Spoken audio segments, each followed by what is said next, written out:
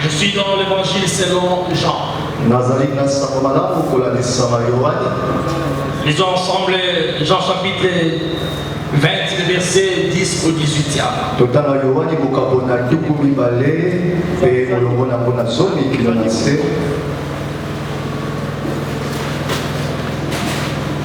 Et les disciples s'en retournèrent chez eux. Cependant, Marie s'était née dehors près des sépulcres.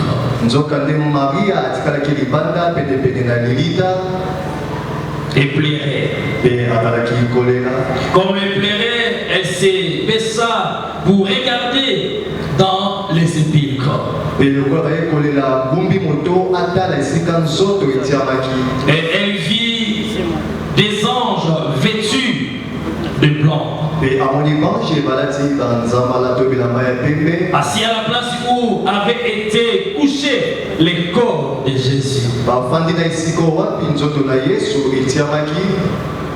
L'un à la tête, l'autre aux pieds. Il lui dit: Femme, pourquoi pleures-tu? Elle a répondu: parce qu'ils ont enlevé mon Seigneur. Et je ne sais où. Il allait montrer que je ne vous aime pas. C'est l'amour à notre égard qui a amené Jésus à la croix de Golgotha. Et le troisième clou, c'est les clous de nos péchés. Les clous de nos péchés. Et là, l'homme avait péché. Il s'est séparé avec Dieu. Et pour s'approcher de Dieu, nous devrions amener le sang de Jésus. Amener le sang de Jésus. C'est ainsi, quand Christ a vu que tout était accompli, on les citait à la croix. On les citait à la croix. Il ne pouvait pas descendre. Frères et sœurs, la Pâque a été célébrée à l'Égypte. Pendant que Dieu avait donné l'ordre, aujourd'hui je passerai dans vos maisons. Moïse sanctifie mon peuple. Après les 9 plaies, 10e plaie, c'était l'extermination de tous les premiers-nés. Pas seulement égyptiens, même des bétails. Et quant à vous, les Hébreux, vous allez prendre un agneau. Et cet agneau, vous allez le conserver pendant 40 jours. Autrement dit, pendant 40 jours dans le monde animal, c'est pour détecter si un animal est malade. C'est ce qu'on devait offrir à Dieu. Il devait être saint de faux. Il devait être un agneau mâle.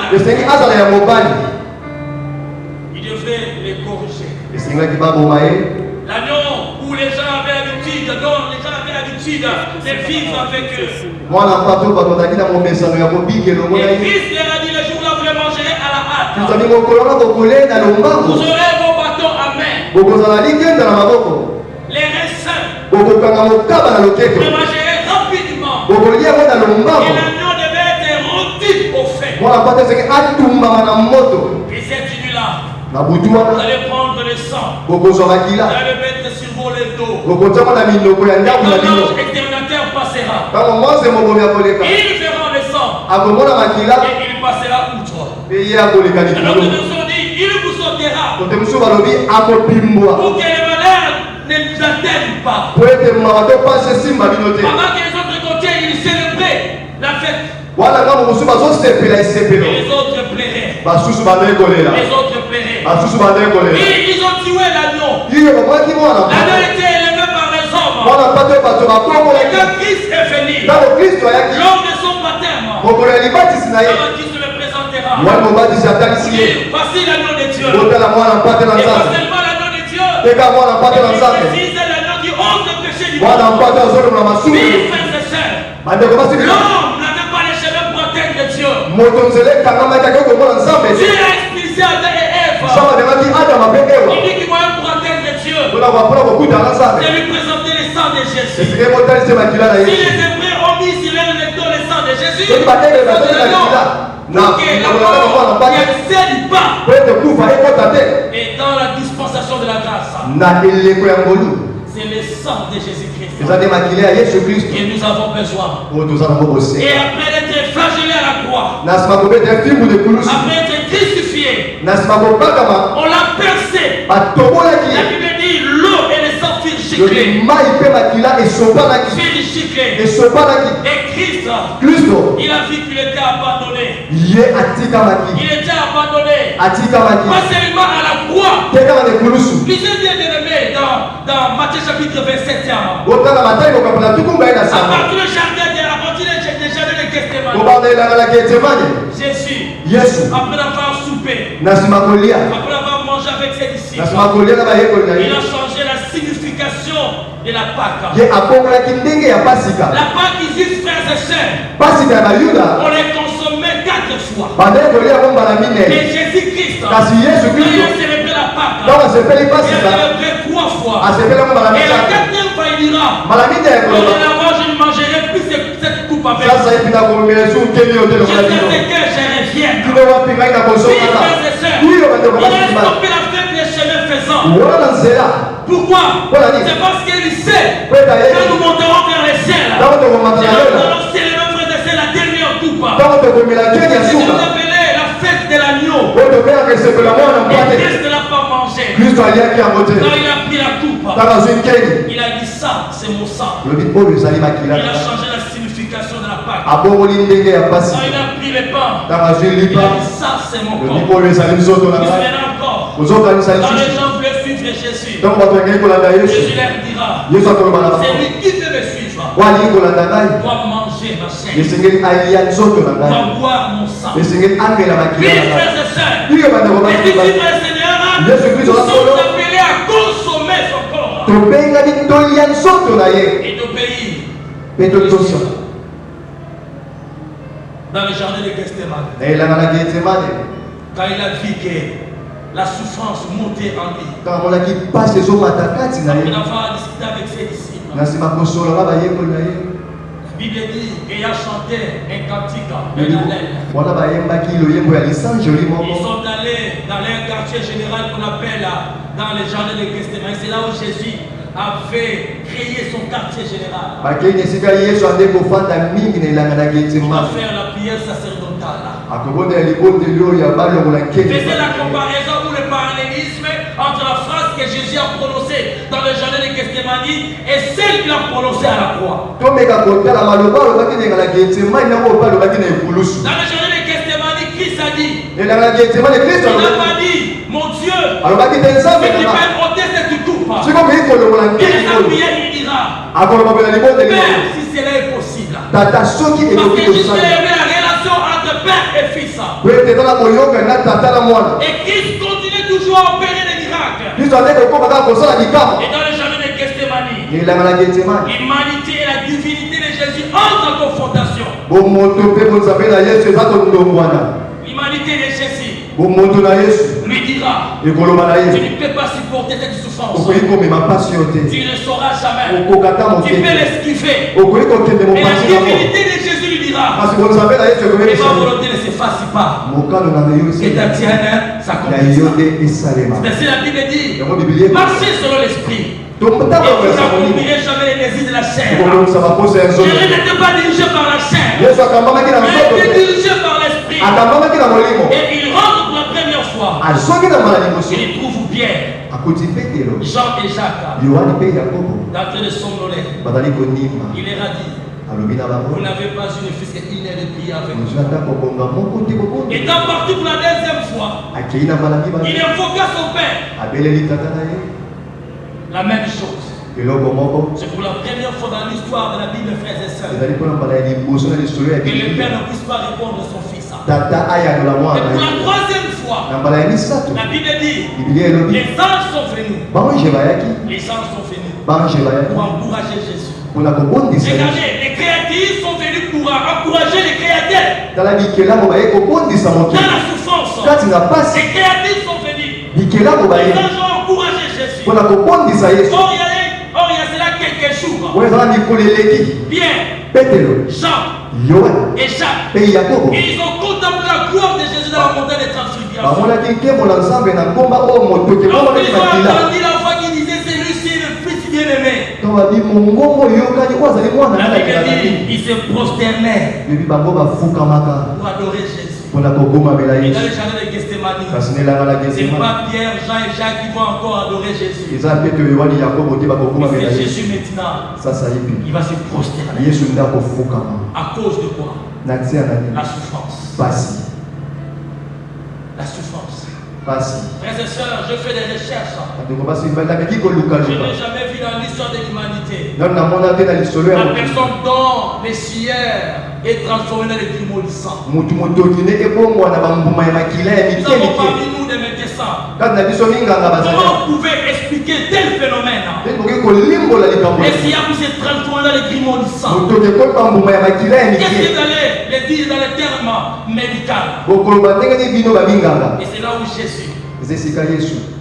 Jésus a senti qu'il y avait une personne qui commençait à le quitter.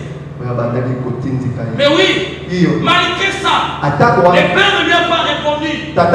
Mais il n'était pas encore abandonné de son père. Et frère, voilà puis, quand les soldats sont venus l'arrêter, Pierre a montré combien il aimait Jésus. Il a coupé l'oreille de Marquis. Regardez l'agneau de Dieu. Regardez Jésus plein d'amour. Même dans la souffrance, il va ramasser l'oreille. Il va remettre. Il va remettre. Dans la souffrance, il continue à faire de bonnes choses. Mais que ça le tienne, les soldats l'ont toujours arrêté. À cause de l'amour de son peuple. La Bible me dit, comment expliquer ça, frères et sœurs? Quand les soldats sont venus pour arrêter Jésus, Jésus leur pose la question. Qui cherchez-vous? Écoutez les réponses. Jésus de Nazareth. Autrement dit, on minimisait d'abord la vie dans laquelle cet homme est sorti. Et il commence par là-bas, même lors des Nathanaël et Philippe. Quand l'un est parti après l'autre, il a dit, jeune fille, c'est lui dont les prophètes ont parlé. Écoutez ce qu'ils diront. Est-ce que de Nazareth, quelque chose de bon personne? Jésus qui de Nazareth, celui que nous cherchons, la Bible dit, quand Jésus a dit c'est moi, ces gens sont tombés. Quelle puissance! Par les noms seulement. Quand il a dit c'est moi, il dit je suis. Dans Exode chapitre 3, il y a des buissons ardents. Il avec l'éternel. Si on me pose la question, qui t'a envoyé? Il m'a dit quoi? L'éternel lui a dit, dites-lui, je suis m'a envoyé. Vous comprenez? Même dans les jardins de Gethsémane, Christ va dire, je suis. Donc celui qui était dans l'Ancien Testament, celui qui parlait avec Moïse, et le jour-là il a venu à corps humaine. Il a dit oui, c'est moi que vous cherchez. Après l'église, ces gens sont tombés. Après il va leur dire, laissez partir mes disciples. C'est moi qui vous êtes venu chercher. On l'a amené pour être crucifié. Il ne pouvait pas descendre parce qu'il y avait 3 clous invisibles qui l'ont retenu. Et quand Christ a vu toutes ces choses, il a vu cette souffrance en lui. La Bible dit qu'il va crier d'une voix forte. Et cette fois-ci, il ne dira pas Père, c'est impossible. Et maintenant, qu'il va dire mon Dieu, oui, il a senti une puissance sortie de lui. La divinité qui était à lui est partie. Il a été 100% homme. Il a senti la douleur. Il a aimé à Christ. Ève a été formée par la côte qu'on a retirée d'Ève. C'est là où Ève a été formée. Mais pour que l'église soit formée, l'église doit être formée, non pas par os, mais par le sang et l'eau qui est sortie du côté de Jésus-Christ. C'est le même côté qu'on a tiré l'os pour former Ève. On a percé Jésus. L'eau et sang, les sangs sont sortis. Et c'est deux substances ont formé l'église. L'église n'est pas formée par l'os, frères et sœurs. L'église est formée par le sang et l'eau. Le sang purifie. L'eau purifie. Le sang ôte le péché. Afin que nous deviendrons, frères et sœurs, une merveilleuse créature pour l'éternel. Quand on l'a percé, pour tester que si réellement il était mort. Or, médicalement parlant, quand quelqu'un est mort, le cœur s'arrête. Le sang se coagule. Or, dans l'anatomie, nous savons que le cœur, c'est l'appareil qui permet la purification du sang. Quand quelqu'un casse la pipe, il ne pouvait pas, on ne pouvait pas sentir avec le sang circuler. Mais Jésus est mort. On le perce, l'eau sort, les sang sort. Quel phénomène le médecin? C'est là où j'ai dit, frères et sœurs, Jésus a confondu le médecin. Quand vous lisez le passage de Jésus, il a confondu tout le monde.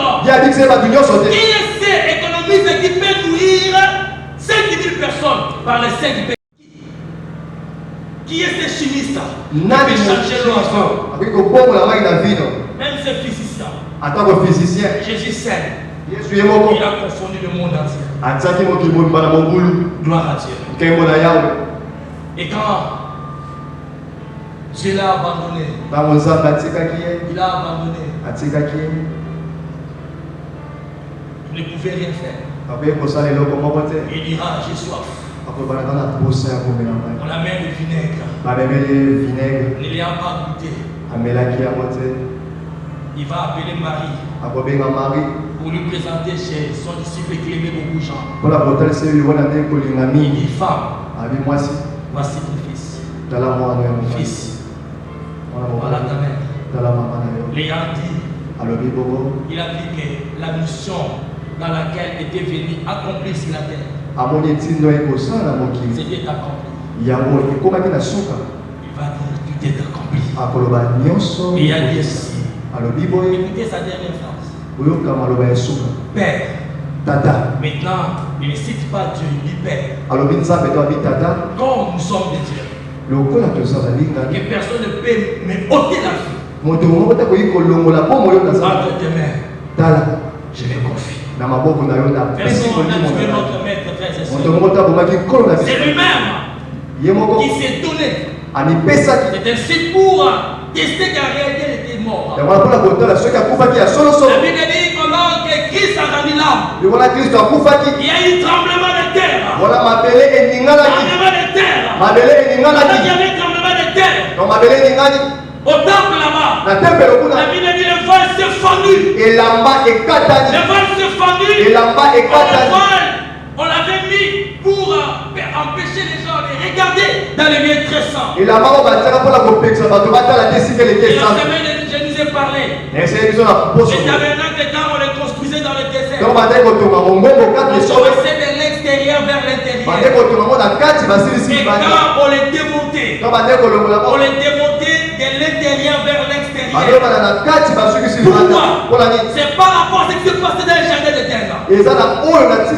Quand l'homme avait péché, Dieu l'avait chassé. Et Dieu a bloqué l'entrée du jardin d'Éden. Et personne ne pouvait entrer. Je vais dire à quelqu'un, notre jardin d'Éden est pas terrestre. Notre jardin d'Éden est céleste. Et puis Jésus en mourant, il est allé pour dire à ces chambres, c'est ce passage que et physiquement, quand il a poussé les cris, les rideaux s'est fendus. Et tout le monde qui était les séjourné au temple. Ils ont vu ce qui s'est passé dans les lieux très saints. Et personne n'était mort. C'est si quand on a amené le corps de Jésus dans la tombe, Marie de Magdala devrait être là. Elle veillait Marie de Magdala. C'est elle qui a accompagné Jésus dans son ministère. Elle a expérimenté les miracles de Jésus. Il avait les démons, possédé les démons, mais par grâce de Jésus, les démons étaient partis. Le troisième jour le matin, Marie de Magdala va venir. Pour poser la question. Qui pouvait me ôter la pierre? Mais il était surpris, frères et sœurs. En venant, il trouve que la pierre n'était plus. La pierre n'était plus. La pierre était déjà ôtée. Était déjà ôtée. Et Marie va dire, qui a enlevé la pierre? Et pendant qu'il parlait, il voit les anges qui lui expliquent ce qui est arrivé. Ne comprenant pas, il va dire, qui a enlevé mon maître? Qui a enlevé mon maître? Qui l'a enlevé? Personne ne pouvait enlever notre maître, frères et sœurs. Personne ne pouvait enlever. Pendant que Marie cherchait Jésus, Jésus est allé dans le séjour des morts. La Bible dit quand il a rendu l'âme, il y a eu tremblement de terre. Et par conséquent, les sépulcres s'ouvrirent et tous les saints sont sortis. Et Marie de Magdala, quand il cherche Jésus, personne ne peut enlever Jésus. Personne ne peut voler Jésus. Jésus est allé dans les séjours de mort. On a les justes qui habitaient. Pour le faire sortir de là. Et quand Jésus a rendu l'âme, la Bible dit, et ceux qui étaient morts sont sortis. Pourquoi? Parce que la clé qui les retenait,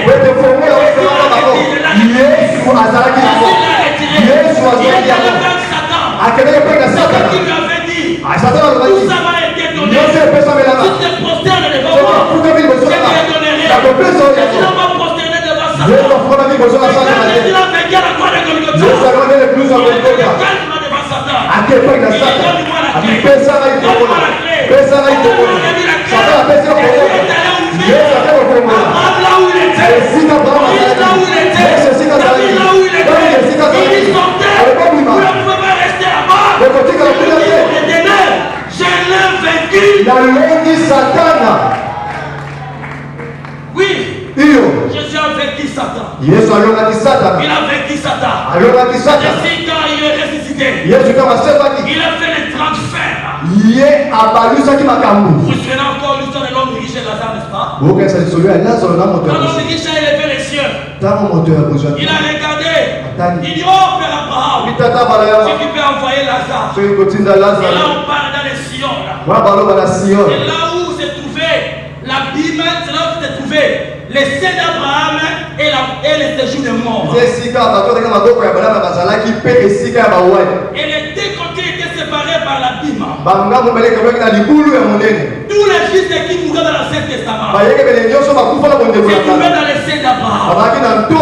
Ils ne pouvaient pas aller au paradis. Pour la première fois que les gens entrent au paradis, quand Jésus a dit à ses voleurs à la croix, il a dit pour toi, aujourd'hui même, nous serons avec toi au paradis. C'est-à-dire quand Jésus est ressuscité, il a pris tout le monde qui était dans les seins d'Abraham, les a amenés au paradis.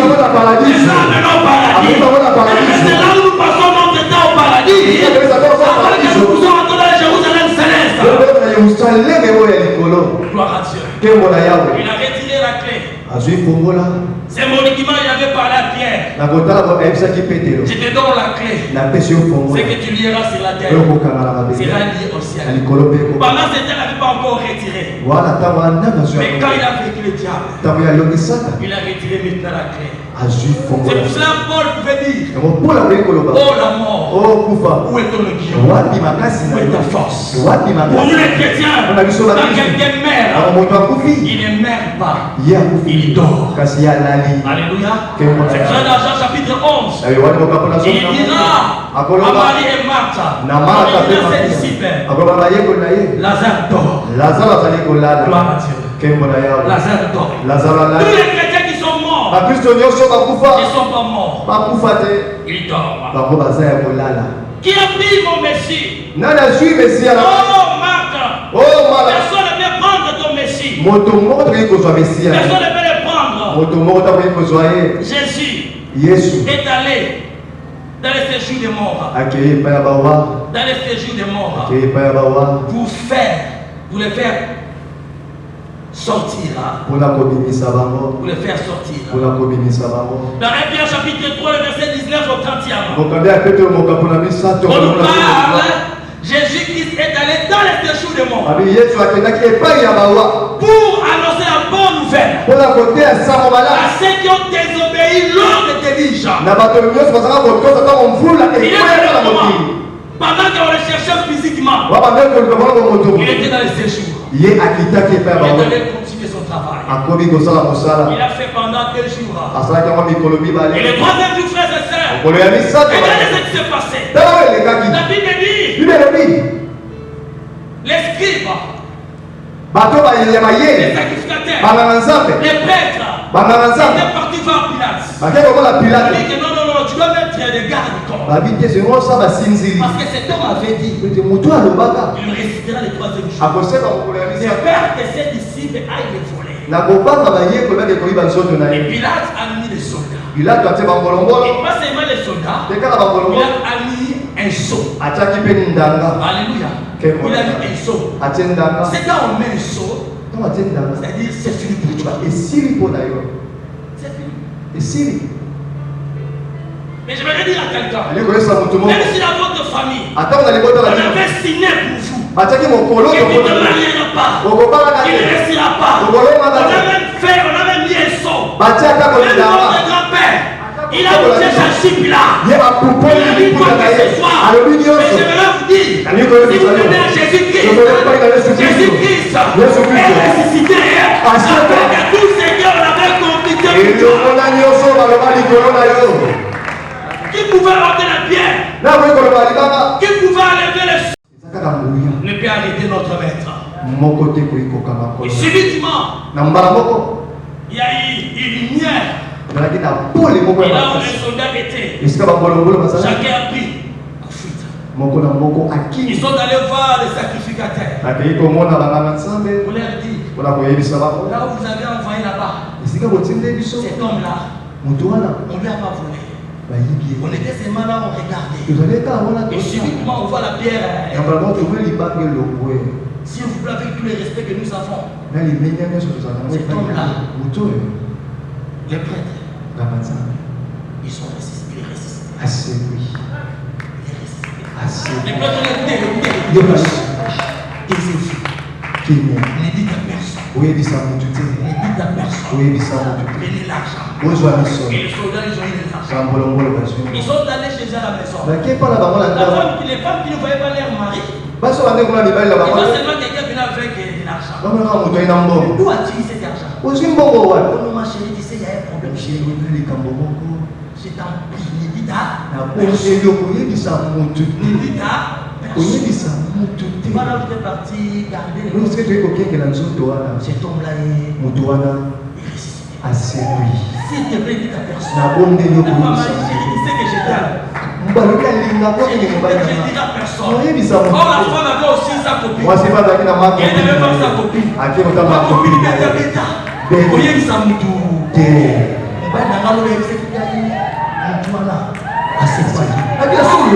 Pardon pour moi.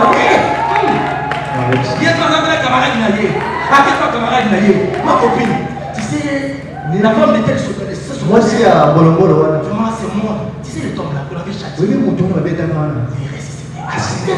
Mais solo, il dit à. Elle aussi. Ma copine. Il ne savait pas, disant ainsi. Pourtant, il comprend que Jésus est ressuscité.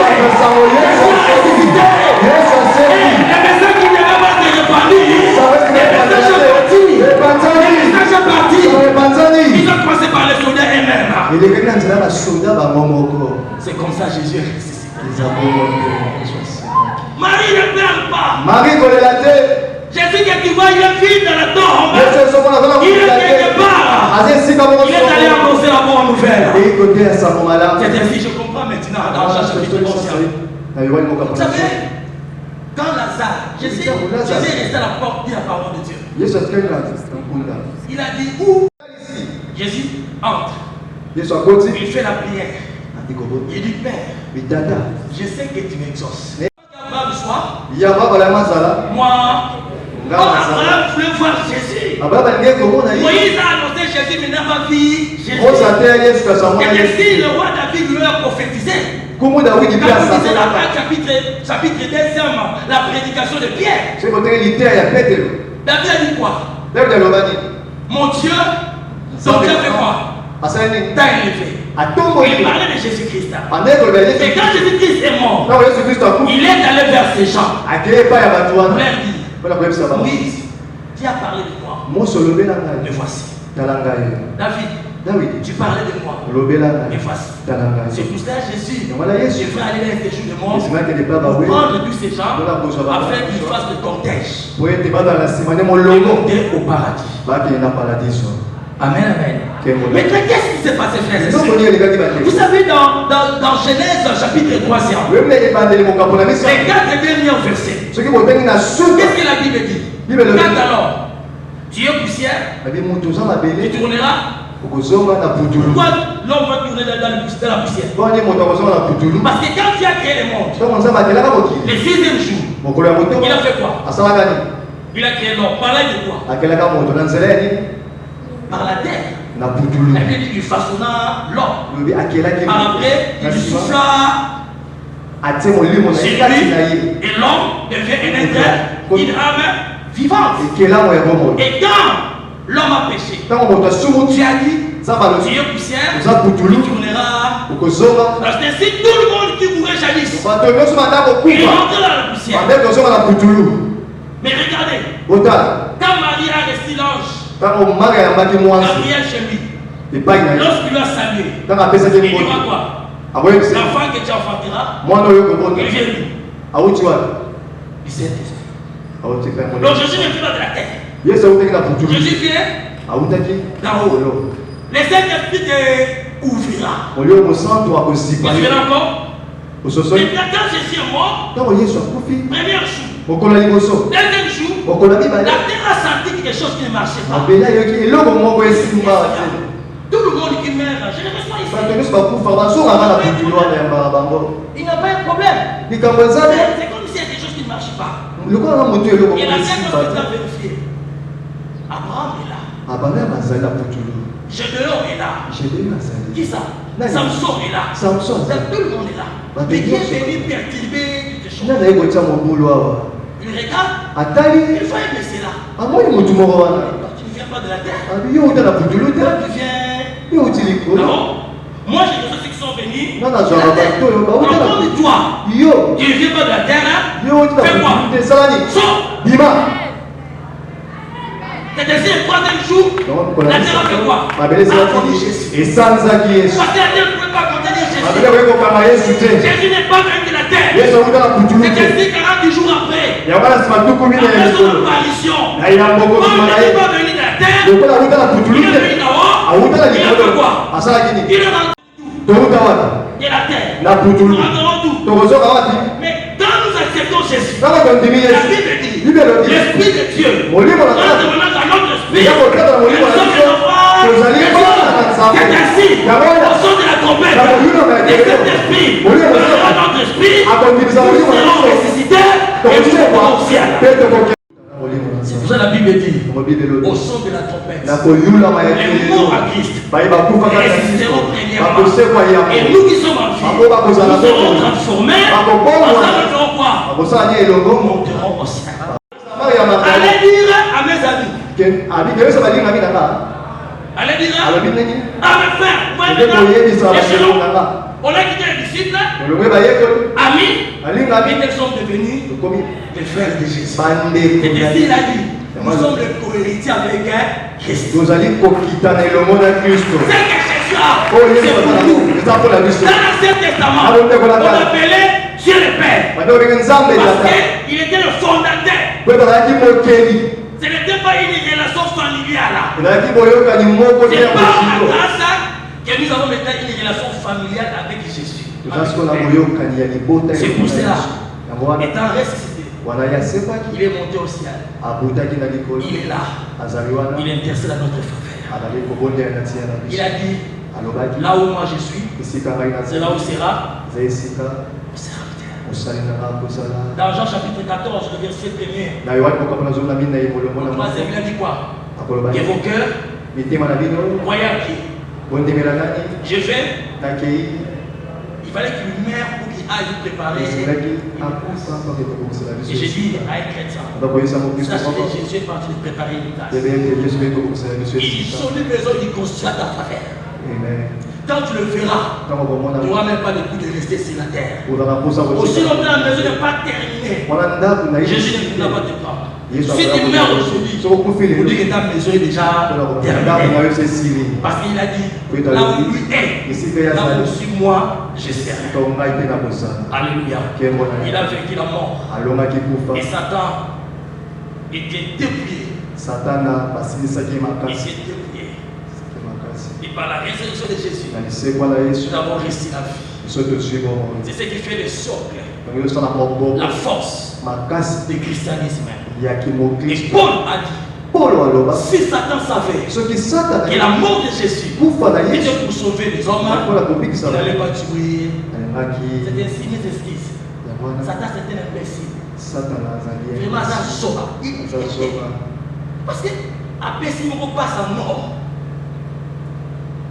Mais le jour où Satan osera être crucifié, il partira pour tout. Parce que dernier clé, c'était la mort.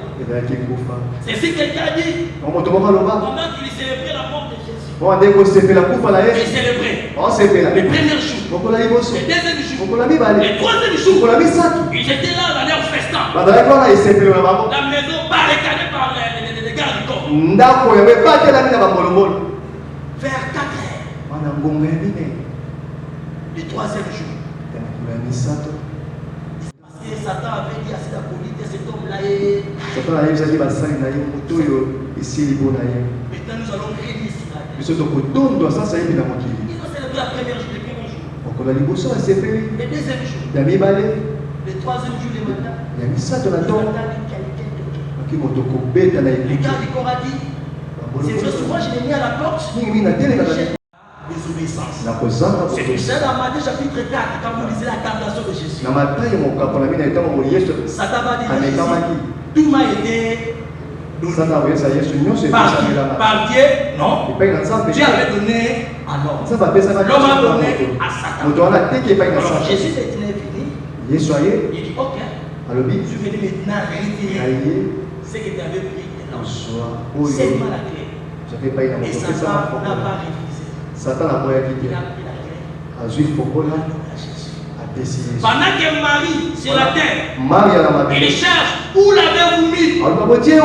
Jésus là-bas, il allait ouvrir. Si Lazare était sorti, Lazare aussi était mort. Et Jésus est allé. Il a ouvert la porte. Il a pris tous les sangs. Ils sont sortis avec lui. Pour aller au paradis. Jésus-Christ est ressuscité. Il n'est pas dans la tombe. La tombe est vide. C'est ce qui fait la force de notre foi chrétienne. Et la parole de Dieu sont bénies. Est-ce qu'on peut se lever, frères et sœurs?